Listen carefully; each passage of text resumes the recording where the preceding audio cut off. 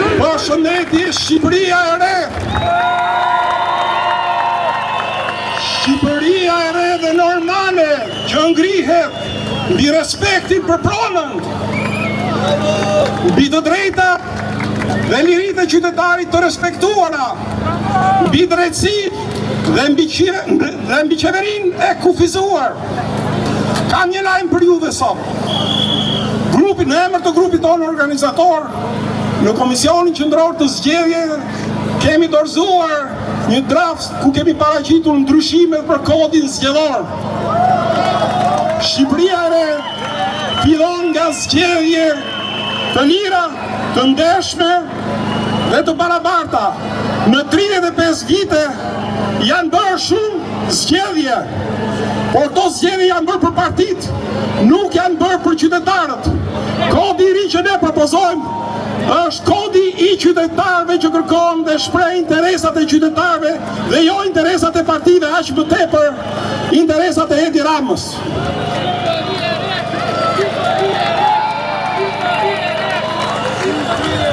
Prandaj, veprimi qytetar i cili përfaqëson interesat e qytetarëve do këmbgulli që në zgjedhjet e ardhshme të shkohet me rregulla të reja loje ku përparësit kanë qytetarët dhe jo partitë.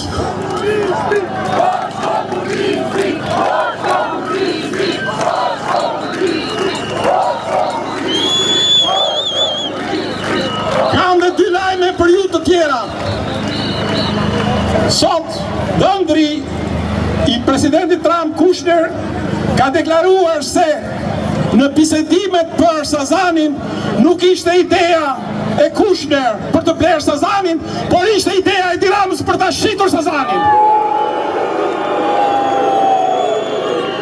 Pra, 100 vite prapa në kohë, pas shitjes së Shën Naumit, Edi Rama guxon të shesi Sazanin. Kjo është trati kombëtare. Kjo është të përdorë Shqipërinë si plaç tregu për interesin tënd. Dhe për këto Rama duhet japi llogari. Lajmi i tretë që kam për ju dhe i fundit është që Rama paracakohesh unë burë se kishte 800.000 vota mbrapa, që ndronte me 800.000 vota në pushtet. Në 24 orë të fundit, një sondazh i hapur, Rama Out, ka shënuar e ka përcyer kufirin me 800.000 votave, që kërkojnë që Rama të zbresë në pushtetin. Për pasoj, Rama dhe bandët e tij e kanë ulur poshtë këtë aplikacion. Së fundi duhet ta mbyll fjalën time, duke i bërë thirrje socialistëve të thjesht, lideri që keni juve në krye, me i shizoj Partinë Socialiste. Ju nuk jeni më Partia Socialiste, ju nuk jeni më Rilindja, ju jeni banda hajdute e Edi Ramës. Ndaj, nëse sot kanë mbetur socialistë të ndershëm, socialistë që duan Shqipërinë, socialistë që nuk duan të ngelen me damk dhe me njohë të kurisën e tyre, ata që janë deputet, duhet të rrëcojnë Edi Ramën. Është një nga mënyrat se si ky çmendur, ky psikopat politik, ky lunatik,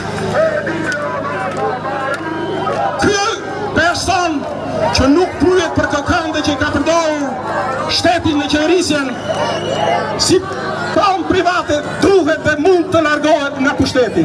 Prandaj, edhe një herë, Rama jep tërheqjen. Nëse ti nuk jep tërheqjen, ne do ta bëjmë të mundur dhe të gjithë ata që nuk duan më që ti të qëndrosh në pushtet.